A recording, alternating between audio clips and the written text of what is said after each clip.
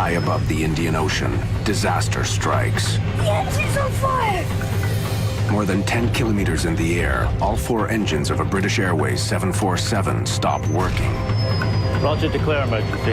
Mayday, mayday, mayday, Speedbird 9. The cabin is filling with smoke, and the jet is falling toward the ocean.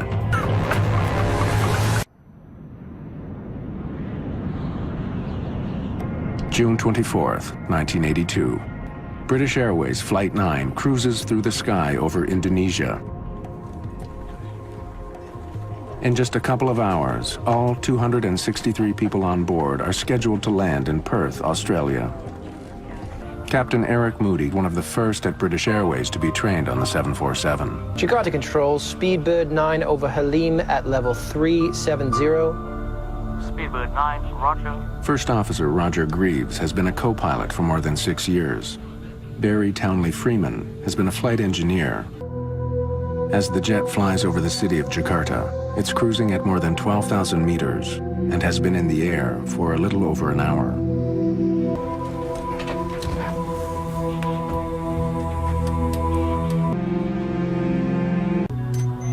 In the cockpit, the flight takes an unsettling turn.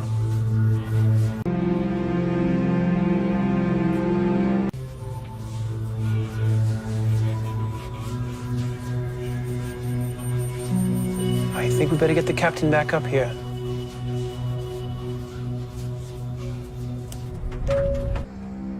In the cabin, the smoke begins to thicken.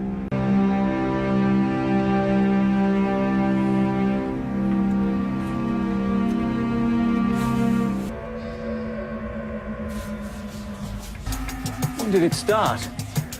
Well, just after you stepped out. Anything on radar? No, it's clear, not a cloud. Oh my lord, look at engine 4! It's lit up somehow. Captain, have a look at number 1. It's the same on my side. None of the crew have ever seen anything like this before. But the light show is just the beginning. Their bizarre flight is about to take a terrifying turn for the worse. Strange lights are striking their windshield. Inside the cabin, smoke is growing thicker. Chief Steward Graham Skinner is organizing an intense but quiet search for a fire.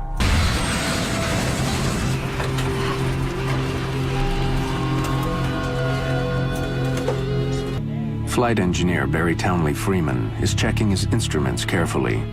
He smelled the smoke, but so far has no indication that there's a fire in any of the plane's systems. They are suddenly faced with a frightening new surprise.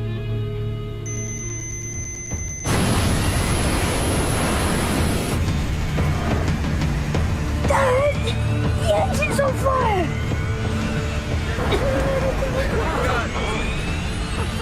Cheers. Sit down. As fire engulfs the engines, one of them revs loudly and shuts down. Engine failure, number 4. Fire action, number 4. Checklist, powering gear. Set. Thrust lever, Closed. start lever. Off. The instruments don't show a fire on the plane, but the passengers can see flames erupting from the engines and stretching along the side of the 747. The cabin crew begins storing anything that's loose. They don't want dishes or bottles flying around the cabin if the plane begins to dive. As the attendants try to reassure the passengers, the flight crew are stunned as their bizarre situation suddenly gets much worse. Number 2, engine's gone. All right then, begin the engine shutdown. No, wait!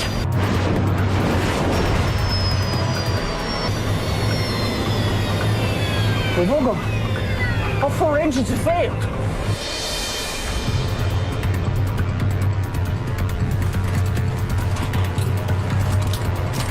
Roger, declare emergency. Mayday, mayday, mayday, Speedbird 9. We have lost all 4 engines out of 370.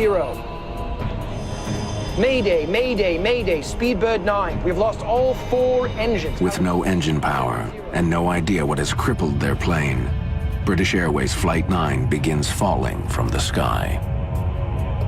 Jakarta Control, Speedbird 9, we have lost all 4 engines, now out of 360. First Officer Roger Greaves has trouble getting his message across. Speedbird 9, have you got a problem? Jakarta Control, Speedbird 9, we have lost all 4 engines. Repeat, all 4 engines. Now descending through flight level 350. Speedbird 9, you have lost number 4 engine? This idiot doesn't understand. Jakarta Control, Speedbird 9, we have lost all 4 Only when engines. another plane nearby relays the Mayday call do controllers in Jakarta understand. All 4 engines. Now descending through flight level 350. Speedbird 9, all 4 engines out. Understood. With no power, Flight 9 has started a long, slow fall. The crew has less than half an hour before they smash into the sea. And the crew isn't having any success getting them started again. All right, from the top, battery, check. On. Crossfeed valves. Open. Fire switch. In. At 10,000 meters, Captain Eric Moody decides to turn the plane back to the closest airport, Halim, just outside Jakarta. But even that is too far away if he can't get at least some of the engines going again. Pressure warning, Captain. We're at 10,000. As well as providing electrical power, the engines on a jumbo jet help keep the cabin pressurized. The crew reach for their oxygen masks. The top again. Battery, check. On. As the plane falls lower and lower, Captain Moody faces a difficult choice. A mountain range cuts across the island of Java between his plane and the airport. He knows he has to be at least 3,500 meters high to clear it. But if the engines don't restart soon, they won't make it. Without power, his only other option is landing at night in the middle of the ocean. At this rate, the plane will crash in a matter of minutes. It's just a question of where. Nothing. It's not starting.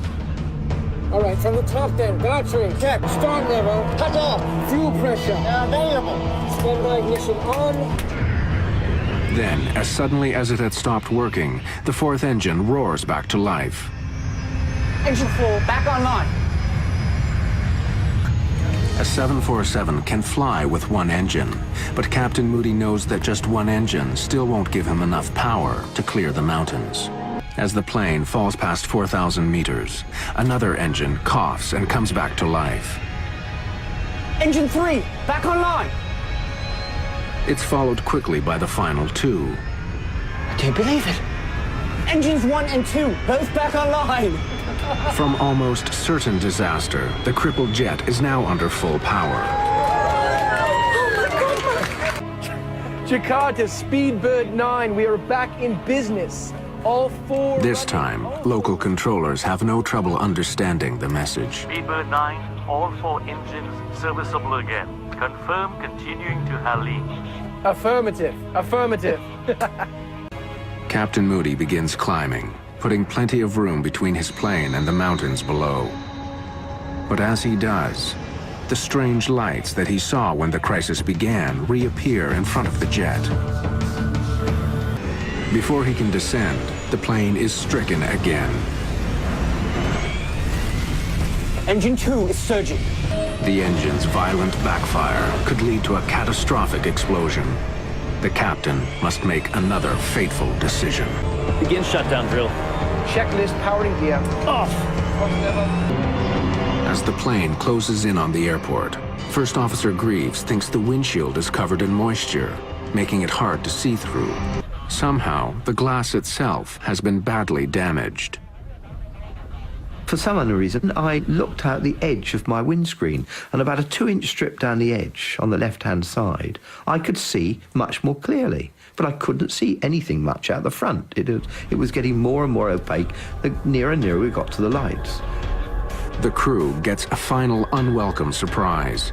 Equipment on the ground that helps them descend at the proper angle isn't working. After all the troubles they've been through, now the crew has to land their plane nearly blind. 300 feet, Captain. 200. 100. 50 feet. 30 feet. Reverse. 80 knots.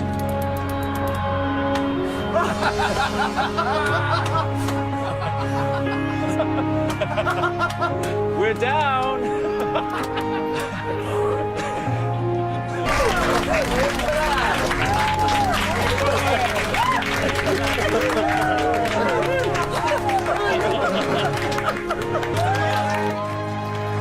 Safely on the ground at Halim Airport in Jakarta, passengers celebrate the end of a harrowing ordeal.